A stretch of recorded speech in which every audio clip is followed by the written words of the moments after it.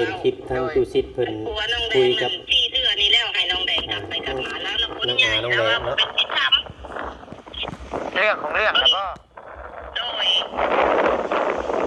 ทุกคนนี่นะปิดกับทุกคนนี่เลยอยากให้เมียนะมายุ่งพุ่นแต่น้องแดงก็ยังเมื่อโอ้พิดกันครับจุ๊บเจ้าแม่นคนที่ติดกันนั่นมันเป็นเรื่องที่โดยหัวน้องแดงอะไรโดยคนที่ติดนั่นดาวโหลดไอ้เมียดาวเลยว่าให้ทุกคนเอาไปส่งไปส่งใดๆมันเบียร์ที่ดิสคอยใดมันคนใหญ่เจ้าก็ใหญ่กว่าฮอดคอยคอยว่ะเดี๋ยวเราเว้าในนี่ได้เราเว้านั่นแล้วว่าชื่อเจ้านั่นสิมาขายให้ขายหน้าอยู่บ้านนนย่างได้เราเว้าน่ะแม่นขายกับขายมาเห็ดมาจางต้องคอยล้มกันแล้วกับพ่อบ้านกะเอาแม่นสิขายมาลิ้นมากินกันพ่อบ้านบ่เตือกะให้พ่อบ้านน้ำมา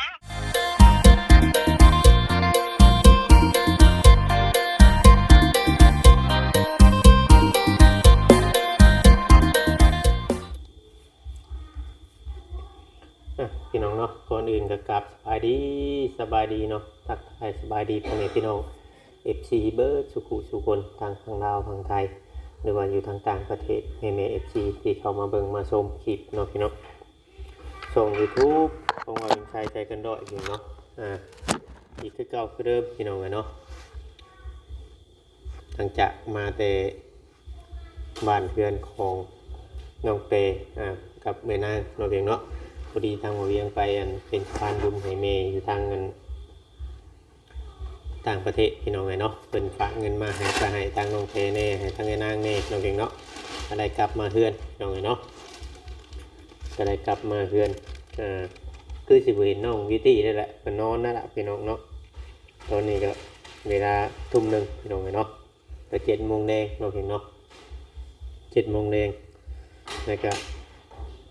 มื่อนี้ก็สิออกมาเฮ็ดคลิปเนาะพี่เนาะแลกเปลี่ยน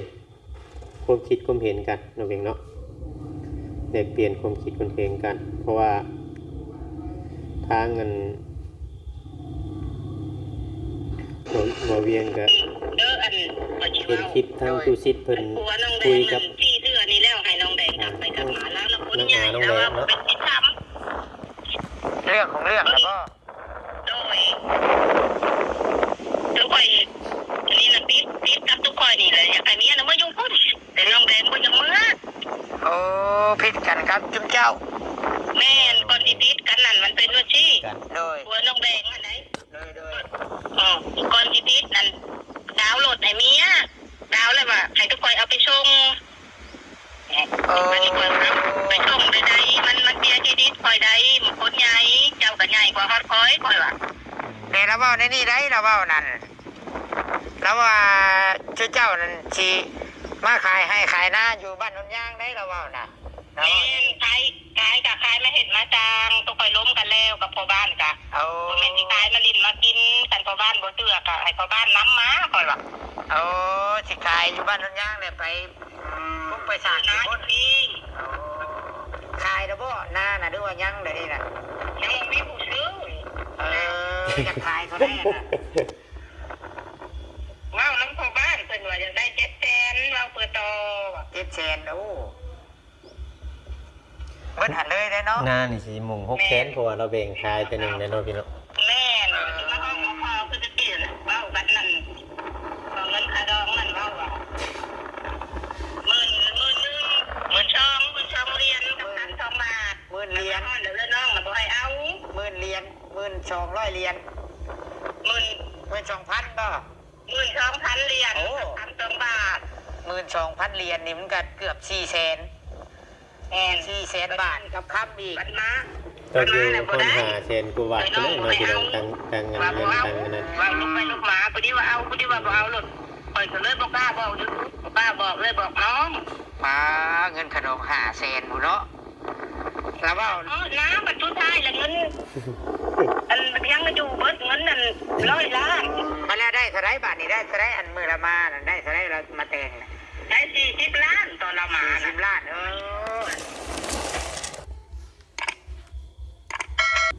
FC ฟังคำนี้แหละบ่เวียงสิอธิบายเว้าให้ FC ฟังเนาะเพียงเนาะก็อันตอนนี้เนาะ จะตอนนี้นั่น ซีเมนทางเบาหญ้านี่หรือว่าทางเบาหญ้าหรือว่าทางไอ้หญ้าเพิ่นนี่พิดกันกับทางเงินเอากับเอาของน้องแดงเนาะพิดกันบ่ได้ติดต่อกันมานี่เพราะที่นี่ทางเอาของน้องแดงนี่โทรมาหาทางตุชิตเนาะในเรื่องนี้ในเรื่องเอาของน้องแดงนี่ในเรื่องว่าทางบ่อญ่านี่ไปตัวไปยังขนาดพี่น้องเนาะไปตัวไปยังว่าสิเรื่องเงินขะลองกันเรื่องเงินขะลองของน้องแดงเนี่ยมันบ่ลงโตมันบ่ได้ซ้ำเบ้าเนาะมันบ่ได้ซ้ำเบ้าหรือว่าทางไอ้ญ่านี่มาตัวหรือว่าเรามาเว้าเหตุผลนั่นผลนี้หลายอย่างบ่คือว่าในไรเนาะเพียงเนาะ เพราะว่าเพิ่นก็เป็นคนอยู่เมืองนอกแล้วก็เป็นผู้ใหญ่แน่บางเทื่อบางทีก็ทั้งนี่อาจจะเชื่อในคำเว้าของเราหรืออันนี้เฮาก็บ่ได้ฟังความฝ่ายเดียวเนาะเพียงเนาะคือทางไอ้ย่านี่เพิ่นก็โทรมาลมมาเอ็นกับทางบ่เวียงเนาะในเรื่องนี้อยู่เนาะเพียงเนาะในเรื่องว่าให้เข้าไปหานางแดงนี่เพิ่นก็โทรมาลม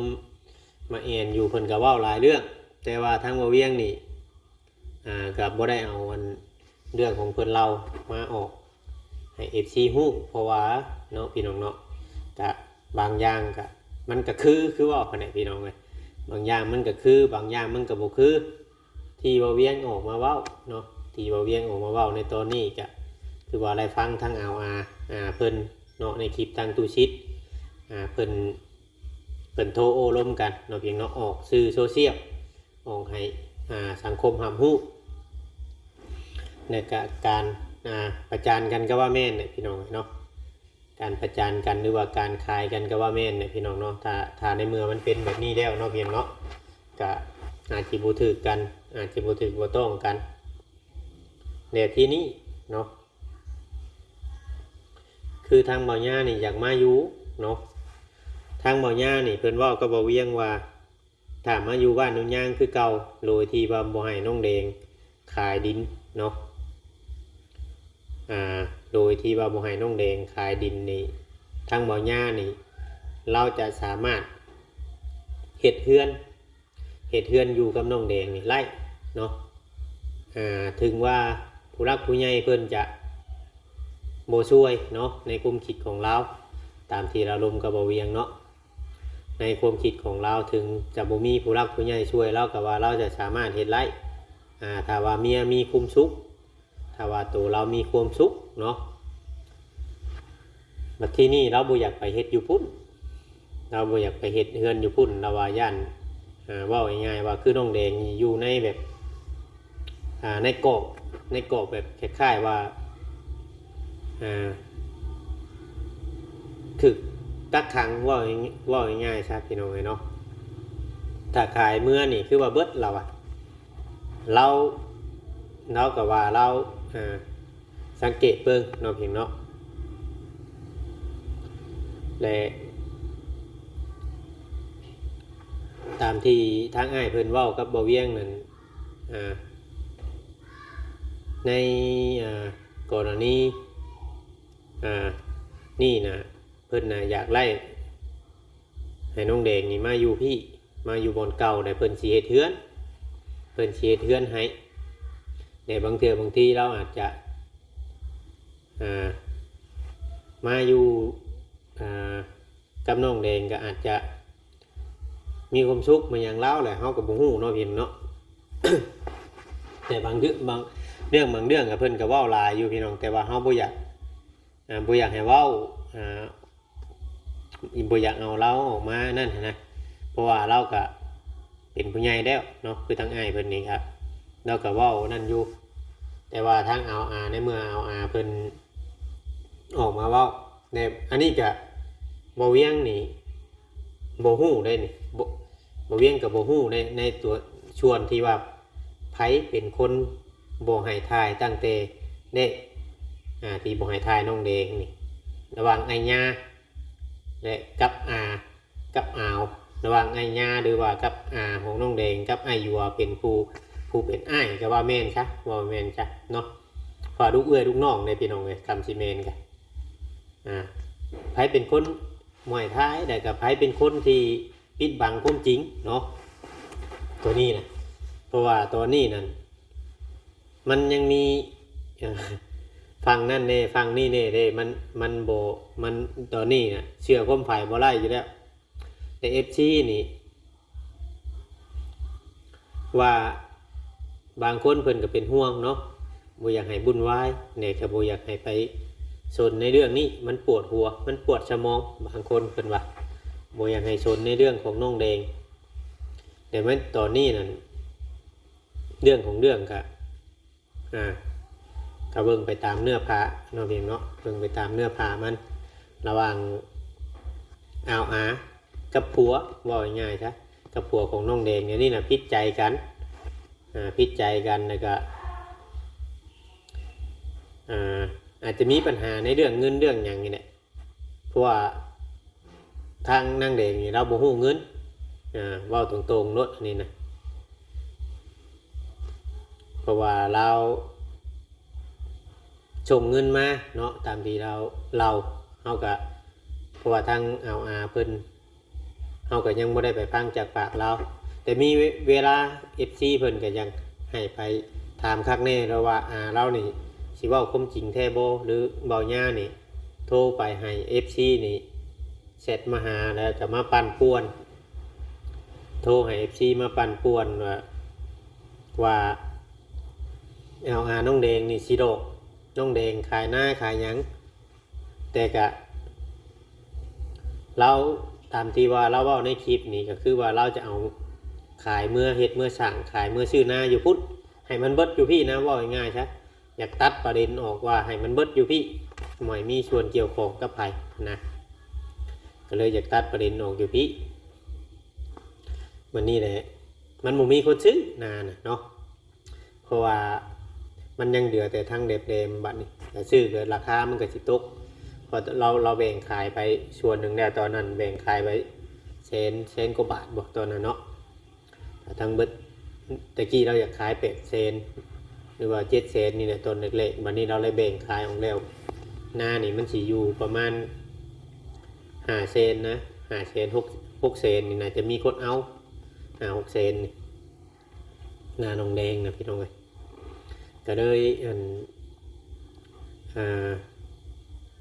มีปัญหากันในส่วนที่มีปัญหานี่คือตั้งผัวของน้องแดงนี่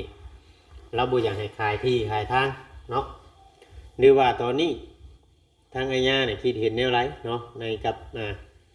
การเว้าการจาหรือว่าของของน้องแดงบัดนี้เด้ทางของน้องแดงนี่บ่ฮู้อันนี้บ่เวียงกับบ่ฮู้ว่าซุมเจ้าไปคุยกันหยังแน่กับอาญาเพราะว่าตอนนี้ก็ทางอาญาก็เราบ่ได้บ่ได้เอาคลิปเอาหยังละออกนะพี่เนาะบ่ได้เอาคลิปเอาหยังละออกแหละบัดนี้เฮาก็เพราะว่าตอนนี้เราก็อยู่ทางอเมริกาพุทธเพราะมันมีปัญหาหยังกันเฮาก็บ่ฮู้ตัวนี้เนาะในเรื่องส่งรถส่งหยังนี่คืนรถคืนหยังนี่ก็บ่เวียงก็พอฮู้อยู่แล้วเล่าเหตุผลให้ฟังอยู่แต่บ่เวียงก็สิบ่ขอเว้าเนาะเนี่ยมีแต่ว่าถ้าเวียงมีโอกาสหรือว่ามีเวลาหรือว่าจะได้ไปถามทั้งของน้องแดงนี่ครับเฮาก็สิถามเบิ่งความจริงมันเป็นแบบไรเนาะเพราะว่าตอนนี้นั่นเฮาได้ฮู้ข่าวจาก YouTube เนาะฮู้ข่าวจาก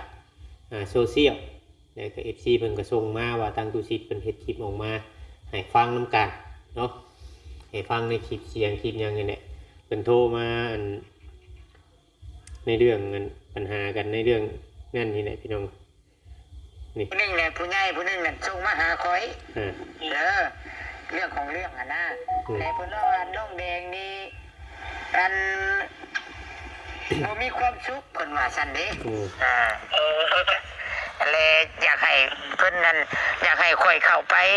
ถ่ายคลิปอยากให้ข่อยเข้าไปช่วย แต่ว่าข่อยคือข่อยว่าแล้วข่อยก็เบื้องหน้าเบื้องหลังคือกันข่อยต้องถามเบิดก่อนว่ามันแม่นเรื่องจริงบ่เพราะว่าข่อยก็บ่ได้ยินจากปากน้องแดงเองว่าเราบ่มีความสุขนะ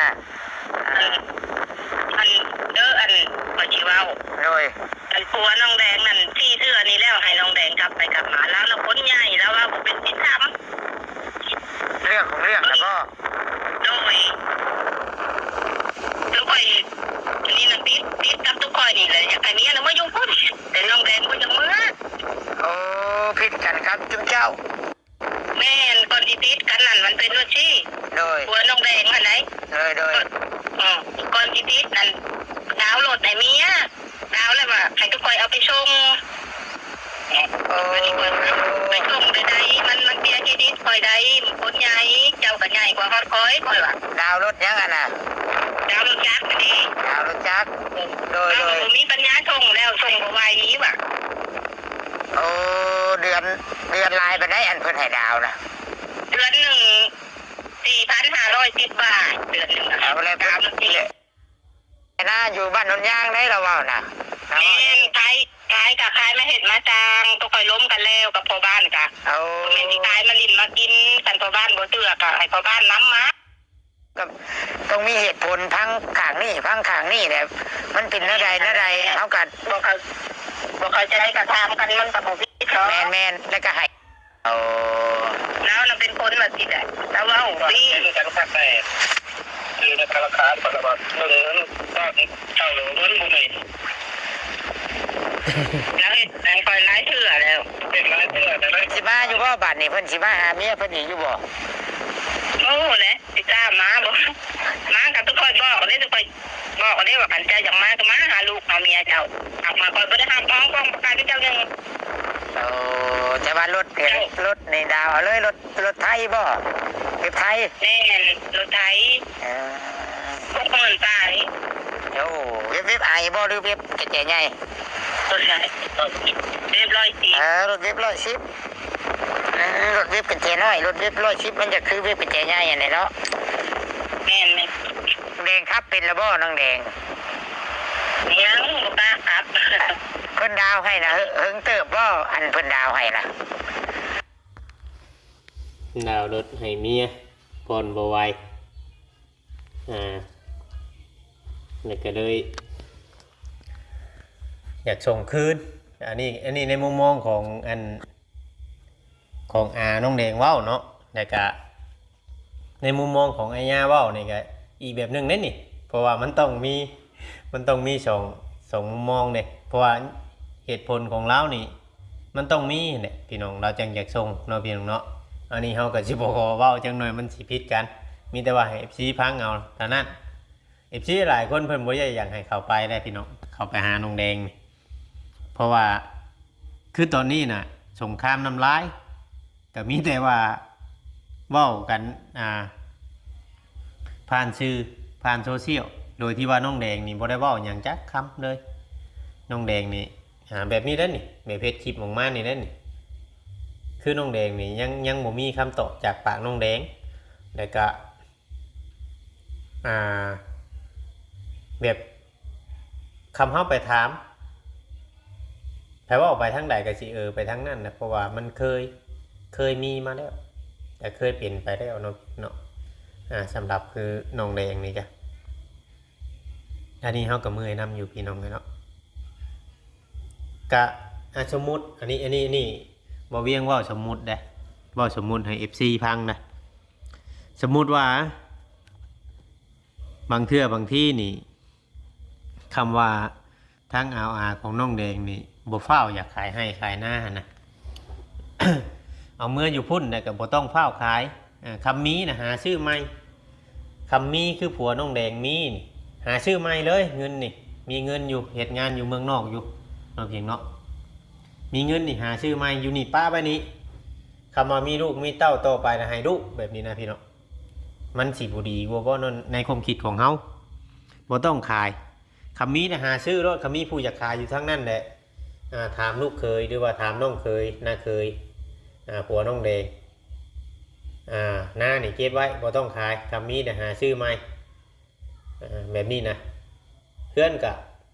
ในเมื่อน้องแดงเราอยากอยู่แบบนั้นเนาะ